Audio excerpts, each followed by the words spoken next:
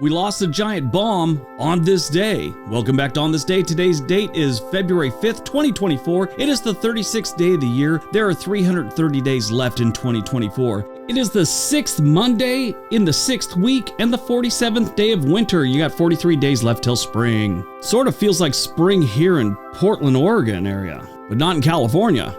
California is getting hammered. They're right in the middle of like the third big storm they've had this year. It's like Oregon's weather pattern has gone south for the winter. Today is National Fart Day. Yes, it's got its own day. Pass the gas, break wind, toot, cut the cheese. It's all being celebrated today. One of my favorite things to watch on TikTok or YouTube Shorts is this guy that has a little fart machine that he keeps in his pocket and he walks by people while a friend films him just to get the look on their face. It is classic. Not that it's gross or anything. Just watch those to see the laughter that people get when they think this guy had a little problem. It's a great thing. But yeah, today's National Fart Day. Go out and enjoy. Have some dairy products if it doesn't agree with you, and go spread the joy with everyone else. All right, let's see what else February 5th has given us. 1917, the Congress of the United States passes the Immigration Act of 1917 over Woodrow Wilson's veto. Yes, they all voted for it and his veto wouldn't work. The Immigration Act of 1917 was a significant piece of U.S. legislation that expanded upon the restrictions of previous immigration laws. Now, it was passed over by Woodrow Wilson's veto, like I'd said. This act imposed a range of new requirements on immigrants. Most notably, it introduced the literacy test requiring immigrants over the age of 16 to demonstrate basic reading ability and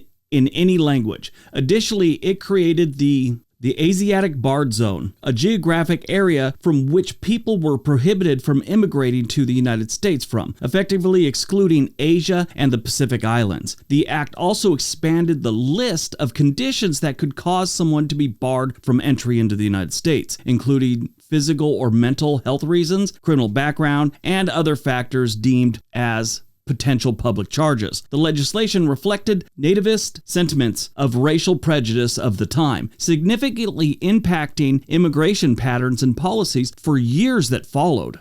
1919, Charlie Chaplin, Mary Pick, Douglas Fairbanks, and D.W. Griffith launch United Artists. For the time, this was a real break from what was really going on with actors and actresses and whoever in the movie industry. This was the first American production and distribution company that allowed actors to control their own interests rather than being dependent upon the commercial studios. Because once you had a contract with them, you had a contract with them, and getting out of it or getting a fair price was next to impossible. And it was the first major production company to be controlled by its artists rather than by businessmen. Now, it's still a company and it's still going, but it had some rough times. And in November of 2006, MGM came to Cruise Wagner Group, which is Tom Cruise, with a deal that gave them a percentage ownership in United Artists in an effort to revive the floundering company. As you can imagine, a lot of the movies they've done in the last decade or so have been Tom Cruise movies. Mission Impossible, Without Limits, Mission Impossible 2, The Others, which was one of the only scary movies I enjoyed, and starred his ex-wife, Nicole Kidman. It also did The Last Samurai, which was an excellent movie. I was just looking at that. I didn't realize how much money that thing made. They made the movie on $140 million,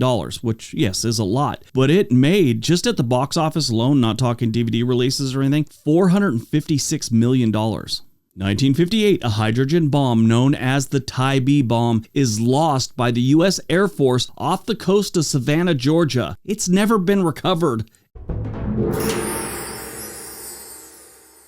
It's still there. The lost Tai B Bomb is an incident that took place on February 5th, 1958 near Savannah, Georgia, involving an unaccounted for Mark 15 nuclear bomb. During a training exercise, a U.S. Air Force B-47 Stratojet collided in midair with an F-86 Sabre jet. To ensure the safety of the crew during the emergency landing that was to follow, and to prevent the bomb from detonating on impact, the B-47 jettisoned the bomb over the water near Tybee Island. Despite extensive searches, the bomb was never found. The Mark 15 bomb, thought to be armed with a nuclear capsule, contained a substantial quantity of conventional explosives and uranium, leading to ongoing concerns of the potential hazard. The incident remains as one of the most famous examples of a lost nuclear weapon, often referred to as a broken arrow. I'm not sure I feel too good about, visiting Savannah, Georgia now. I mean, there's been millions of minutes it could have gone off since it went down in 1958, but still, knowing something like that is potentially just offshore, not feeling too good about Savannah, Georgia anymore.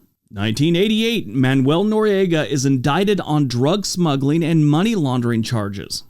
2008, a major tornado outbreak across the southern United States kills 57 people. Movies released on February 5th, 2010, Frozen. This isn't the Disney version of Frozen, and I know all the songs from because I have a granddaughter.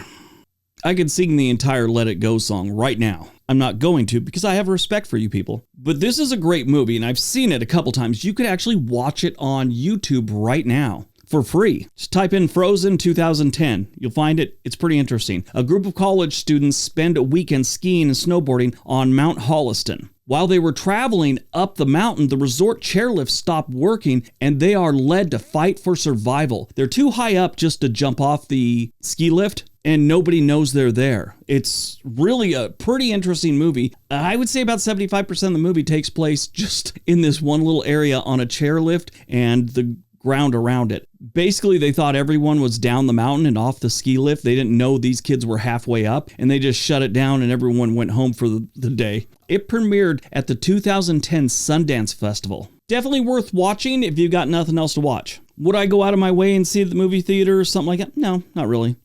Born on February 5th, 1934, Hank Aaron, legendary right fielder known as the Hammer, who set a Major League Baseball record with 755 career home runs, breaking Babe Ruth's record of 714 in 1974. Well, it happened in 1974. Babe Ruth's was long before that. He was a 25-time All-Star, 4-time National League Home Run Champion, and 2-time National League Batting Champion. And once he was the National League's MVP. He had a 23-year career with the Milwaukee and Atlanta Braves, they'd moved during his time, and the Milwaukee Brewers. I actually watched the game when he broke Babe Ruth's record. I had a babysitter at the time. I was, a young kid. And I remember him saying, "This is history. You should watch this." And I did. And I was like, okay, that's pretty cool. I wasn't into baseball, but I thought it was pretty neat that I saw that. He learned how to hit a baseball by using a stick and throwing up bottle caps he'd find in the street. He turned down several college football scholarships so he could try out for professional baseball. Now, since then,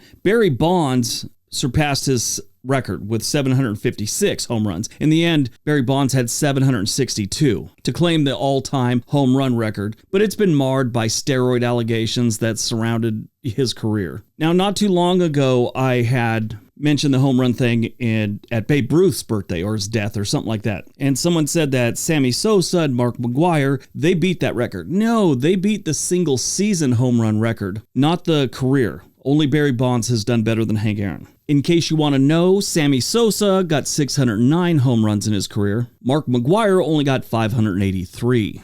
Died on February 5th, 2020, Kirk Douglas. He was 103 years old. Everybody knows who he was. He was an American actor and filmmaker. After an impoverished childhood, he made his film debut in The Strange Love of Martha Ivers with Barbara Stanwyck. I always thought he was a great actor. Not only did he do movies, but he did television, radio, and wrote some books. He was also in the Navy from 1941 to 1944. Like I said, he died at the age of 103. As you can imagine, it wasn't like an overdose or anything like that. It was natural causes.